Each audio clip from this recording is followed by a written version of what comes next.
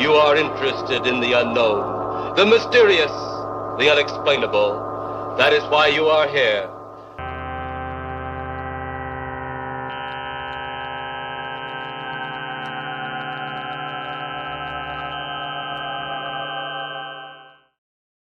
All right, everybody, welcome to episode 99 of the Wow. Code Rad Show.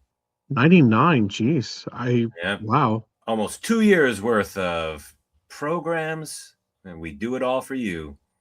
That long? They're in Wow. YouTube land. Yeah, we're almost at 2 years. A couple of weeks away. Okay. Yeah. All right. And so this week we are discussing some old TV shows. So maybe I will let also trying out a new background, but I'll let Jim get started. Oh, sure. So this collage we're looking at right here is thanks to our friend Ed. He made this for us. And yeah, the 70s definitely was a time you had a lot to choose from when it comes to kid shows. Some were educational, some were meant to just entertain. I remember pretty much all of these except for I don't remember the Mouse Factory. Do you? I don't know that one. No, I never heard of that. Yeah, same. Yeah. Don't know that one. I don't know if I ever heard of Lidsville. Lidsville was one of it was a show by Sid and Marty Krofft, and very trippy, very typical 70s, very psychedelic. And it's kind of cool because the very opening they filmed at Six Flags over Georgia. Oh yeah. Yeah, and I think Sid and Marty Krofft, I think they had they worked with Six Flags back then. I think they that ride that we discussed in Georgia, the Monster Mansion. Mm-hmm. I think they originally helped design the creatures for that ride. Oh, cool. Yeah, so you hopefully get to check that ride out. It's really amazing. Yeah, The yeah. Monster Mansion. Yeah, I never heard of Candy Apple News either. That was only in Philly. Oh, really? Yeah, it was only in Philly. But I remember, yeah, it was you remember they had like a bat puppet, they had like a gopher puppet or a mole. No, it was a mole. It was a mole. All right, that sounds good. Yeah. Yeah, when was the last time I had a candy apple? Yeah, it's been a long time. I was never that crazy about them. No, they're okay. I haven't had one since I was probably like a kid, but they're all right. Yeah, that was a weird thing. And then, the red shell would always be gone first. Then you just have an apple. Yeah, pretty much. Yeah. Well, the fun part's gone, so I don't need this anymore. Yeah. Toss in the trash. Yep. Here we have another collage by Ed. I see some. I know some of these. I know there's. I recognize some of them. Yeah. Yeah, there's Shazam. There's Lancelot Link. So special thanks to Ed for making this for us. Thank you, Ed. Let's see if we can make it bigger. Yeah, a little bit bigger. Bigger, yes. All right. So if we're talking about kid shows, let's go with the most famous one. Yes, Sesame Street. So started in 1969. It was kind of kicked around like, what if we could use television to educate kids, use it for a teaching tool, which really hadn't been done before. Usually kid shows are meant to entertain, like Howdy Doody or Captain Kangaroo. I guess Captain Kangaroo did have some elements of teaching, but mostly it was just meant to entertain. Yeah. So let's see. So yep, here we go. Some of the original cast. Hooper. Wow. Oh yes, okay. That guy with the mustache. Yeah. He was actually in the Candy Apple News Company. Oh really? He was, yeah. Oh and wow. He was the first guy to play Gordon on Sesame Street. All right. And is that Ted Lang? His name is Isaac Matt Bartender Robinson. from the back. Hooper's Bar. Let's see. There's Bob and Susan. So before there was PBS, there was actually NET, and that's where the series first aired. And let's see here.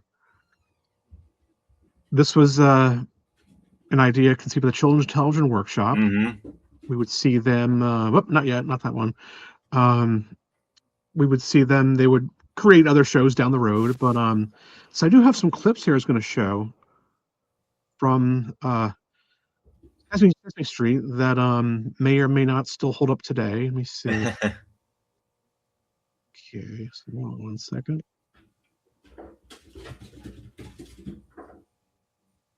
Just bear with me a minute. CTW, Children's Television Workshop. Yes, indeed. Whoops. Sorry. Might want to pause it because I'm having some problems here. All right. Okay, here we go. You got it? Almost getting there. Yeah, sorry. Yeah, sorry. Okay, so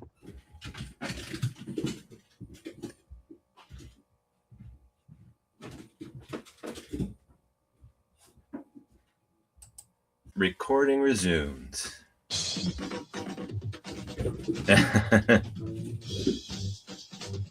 I like the music. Yeah. One kid kind of looks like Michael Myers. So this is rather strange. I don't know why there's this rabbit with a mustache chasing these kids, but I think that there's something to learn from this. But this is there, and that's it. Okay, let's see. Well, yeah, maybe that's why educational outcomes in America have not really been that great the last few decades. No, apparently not. Let's show. Let's see. Share screen again. Let's see. Okay. Okay, so here's Letter another clip V. from Sesame Street. V. Venus. Violin. Valentine. Violets. Manny. Viking Navy on a voyage over the wind. Crap. V. Vulture. Culture. Volcano. Vegetable? Vegetables. Vine. Vampire. Oh, Villain. Vigilantes. V. Victory. I remember asking my parents. Asked my parents what exactly vigilante was. Yeah. As someone who teaches phonics, that seemed like more straightforward educational material. I can see that being useful for kids. Pretty trippy though, with a vampire and the kind of scary, like showing a vampire right in front of you. Yeah. There. So let's move on to the next show. Let's see. Big hit with CTW had a pretty big hit with Sesame Street. So they think, okay, what else do we have? So they thought, why don't we do something for older kids? And let's see. They came up with the Electric Company. Started in 1971. So some pretty big names here. Oh yeah. Bill Cosby. I think he had a show and he had I Spy. Rita Moreno. She was famous for West Side Story. And that guy, the gentleman on the very end there, Morgan Freeman. He wasn't a star then, but I think we would be hearing him. I think from years to come. Yep. So let's see. So there's also some kids on the cast. Let's see. Do you remember Irene Cara from Fame? Oh yeah, of course. I recognize her now. Yeah. That's her in the back. Yeah. The gentleman in the front is Steve Gustafsson. I'm actually Facebook friends with him. He's a really nice guy. Uh-huh. He actually has a book out. My Name is Buddy. You can get through Amazon. Mm-hmm. But life of a child actor is not always easy, but with enough support, you can get through anything. So let's see. So I have some clips of that as well. Let's see here. Okay. All right.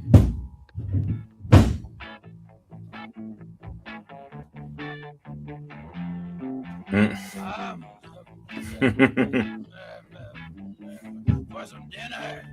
Yes, dinner. Diner. Diner. Dinner. Diner. Dinner. Diner. Dinner. Diner. Dinner. Diner. Dinner. Diner. Dinner. Dinner. Dinner. Was that? I mean, that was Tom Waits. Like dinner. Yeah, you could just change the words and use that. Use that animation for all different things. Yeah. Change the audio. Let's see here. There was another. Let's see what else we got here. Oh. Okay.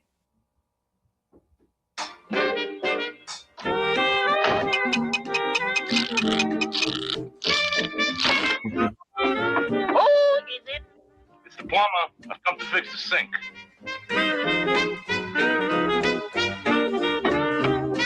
Oh, is it? The plumber. I've come to fix the sink. Oh, is it? It's the plumber. I've come to fix the sink. Oh, is it? It's the plumber. I've come to fix the sink. Oh. Oh.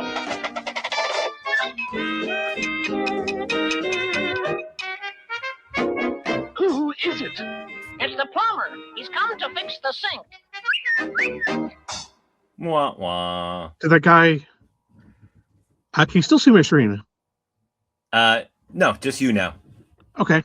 I'm going to there's a reason why I showed that one is because there also was a Arabic version of the Electric Company. Oh yeah. I think Saudi Arabia, and I was going to show a clip from that as well. All right. Just going to find you. Let's see. The previous clip, and that's so apparently there was an Arabic version of the Electric Company. And you can tell they kind of borrowed a lot of the same sketches, like this one right here. Yeah. Look familiar? Yep.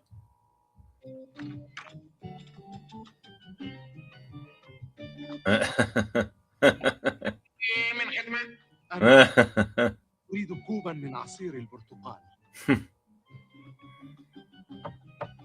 هاي من خدمة. أنا عطشان. أريد كوبا من عصير البرتقال. هاي من خدمة. أنا عطشان.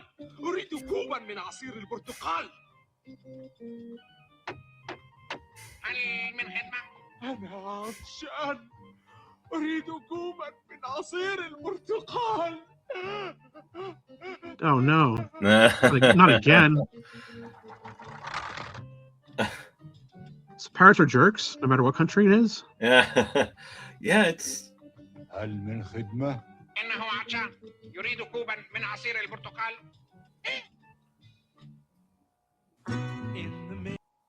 I mean, playing the audio while you're showing the words on the screen, that's a pretty straightforward way of teaching reading. Yeah, But, right. Yeah. the heart attack theme is a little peculiar, though. Not sure that's how you want to teach kids how to read. I mean, like what grade, what age group is Electric Company directed It's toward? first, second grade, I guess. Yeah. Yeah. Yeah, I'm not. I mean, but then I remember when I was a kid, heart attacks were a source of hilarity. Yeah, I was like, is the guy dead or like is what happened to him? But Yeah, he seemed just pretty passed dead. He was out. pretty stiff. Yeah, yeah. He just like Both those guys. access fries. Yeah. Yeah. So folks, yeah, parrots are jerks no matter what country. If anybody out there speaks Arabic and has an idea what they said, let us know because Yeah. I don't know anything about Arabic. So yeah. Mhm. Okay, so we'll talk about one more show, a kid show. If we could bring up the slides, that would be There you go. okay. So last of the three shows I'm going to cover for tonight is a lot of people don't remember this one. When I mentioned it, people were like, "Huh, what?" But this came from a show, a TV station in St. Louis in 1974, and Channel 9, I believe, their PBS station, and they created a show called, well, The Letter People. Had to teach kids phonics and reading, and yes, basically there's 26 characters. The males were all consonants, and the women were vowels. Hmm. And every character had its own gimmick. Like, say, Mr. C was for cotton candy, Mr. G was for gooey gum, and so on and so forth. I'm gonna bring up one last clip of the night. Let's see. Hold on one second, folks. Okay. The series has never been released on DVD or is streaming anywhere. So the quality of what's out there is kind of grainy, but you'll see just how psychedelic the show was. Some chewy jellies and some chocolate cheese, choo-choo. Trippy. I love the music. Yeah, yeah. I got chalk on my hands. I brought the chewy cherry choo-choo. To a lot of people land. Do you remember watching this as a kid? No, I never saw this. Maybe they didn't have this in North Jersey. All the people in the land, well, they give me a hand.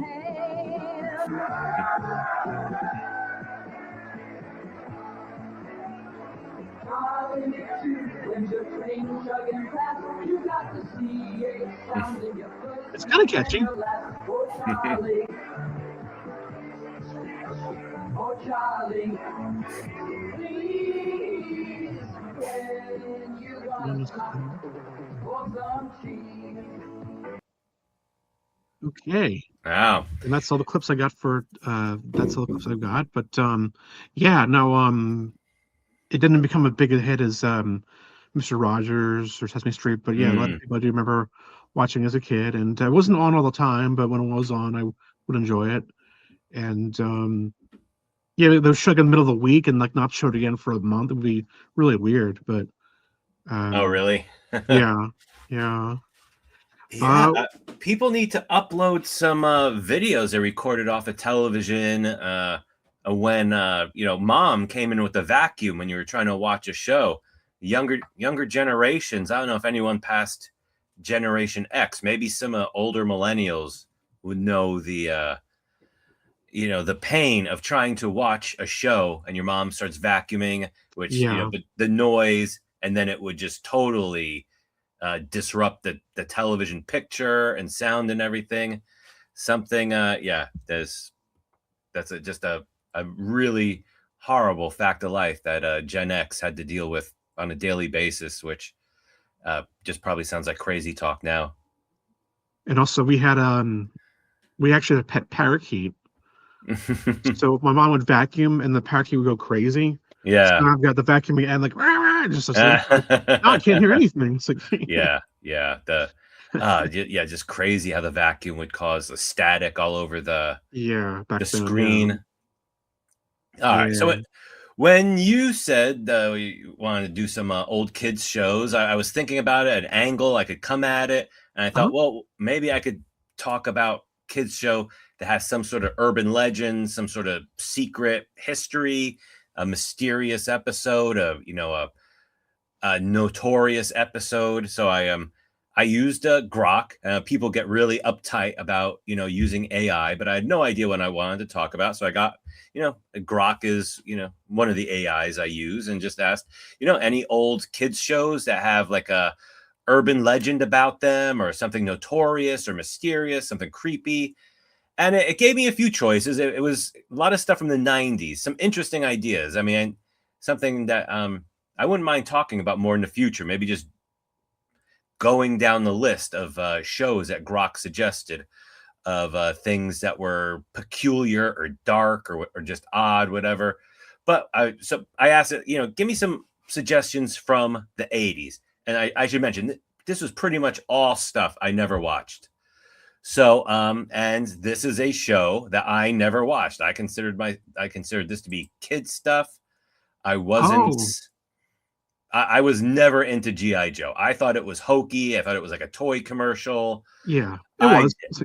Yeah, I just was never into it. And I don't mean to offend anyone who's a big fan, because I know there's a lot of people out there that love G.I. Joe and, a lot of fandom and rightly so. I mean, I think it's the first time I ever watched an episode of the old cartoon, and it was fantastic. So the first thing I noticed, I'm going to talk about an episode of G.I. Joe that deals with some interesting themes. People who are into conspiracy theories and aliens and espionage, the Cold War, all things I'm into, all addressed in this episode, and written by Denny O'Neil, who is, I guess, just did not want anyone to know who he was, so he used this clever pseudonym. I guess he was like the script editor for the comic book and crossed over to writing episodes of the TV show. I don't know how good the money was. I did notice this was like season 1, episode 50. So they really cranked these episodes out. So yeah, here we are in the desert. The invaders, everything sounds good so far. Here is a classic example of 1980s cartoons. I forget this character's names. There's a couple of characters who stood out to me. I'm going to talk about them.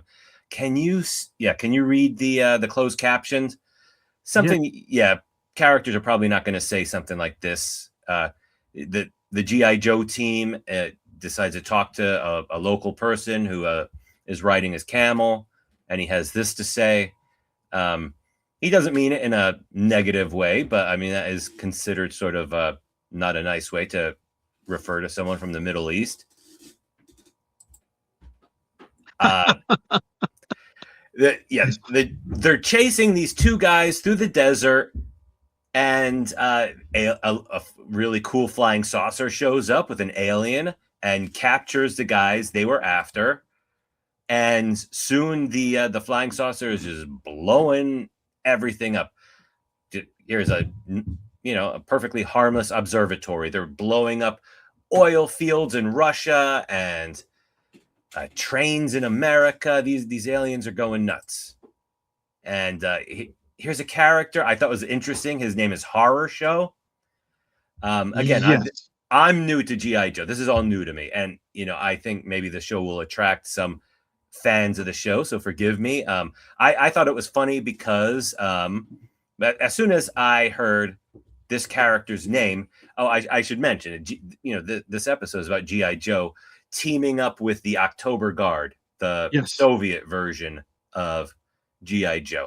So I hear this guy's name is Horror Show. First thing I think of is Clockwork Orange, because that is a word. This was like a thing. And now the author of Clockwork Orange, his name is escaping me, but he envisioned this future where like it was like very trendy to say Russian things, to have Russian words in your vocabulary and whatnot. And Alex used to say like horosho, which is like a Russian word meaning good or well.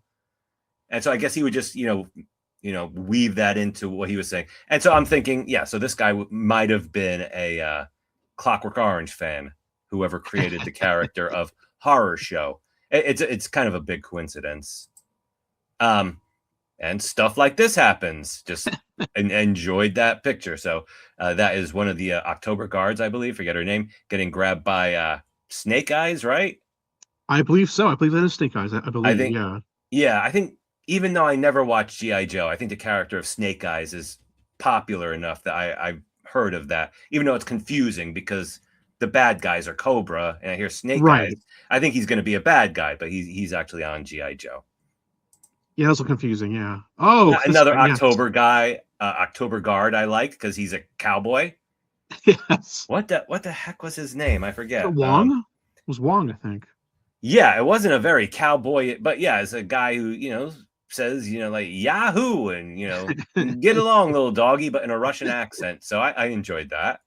So of course, when the Earth is faced with a horrible threat like this, there's no choice but for G.I. Joe and October Guard to join up together to repel the invaders. I thought that was a nice painting of the Kremlin. That is cool. The animation is not of the highest quality in G.I. Joe, but here's like a real pretty picture. It looks kind of like mid-century modern, sort of like a mid-century picture. I included that. I thought that was really nice. And so the aliens, they're attacking Moscow. They're attacking the White House. I thought that was a cool picture. And spoiler alert, it turns out the aliens are actually Cobra.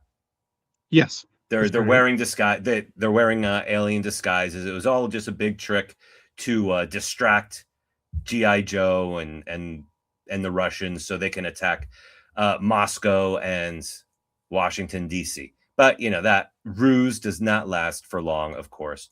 And Cobra is given away that by a milk carton.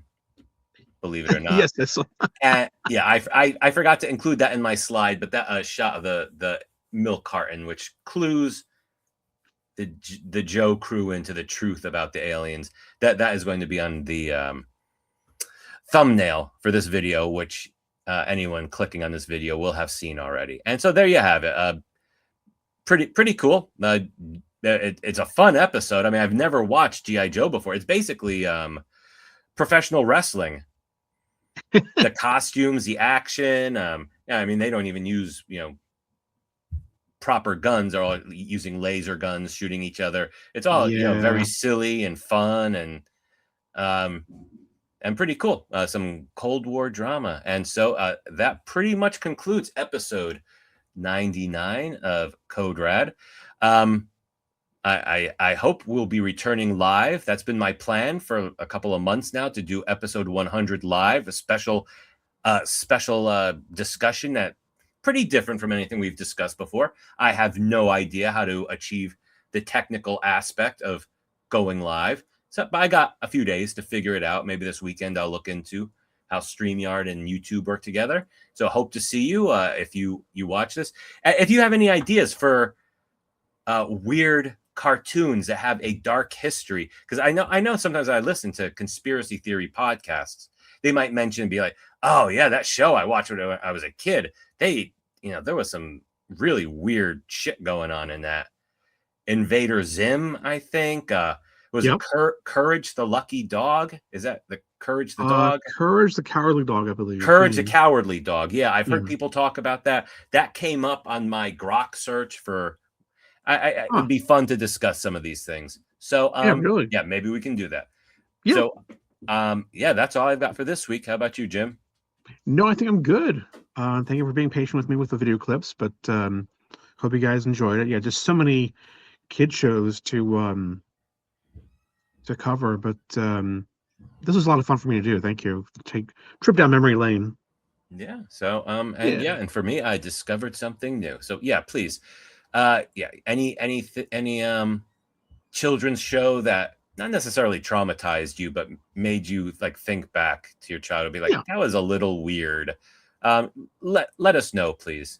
All right, and Definitely. We'll see you next week live. Make sure you tune in.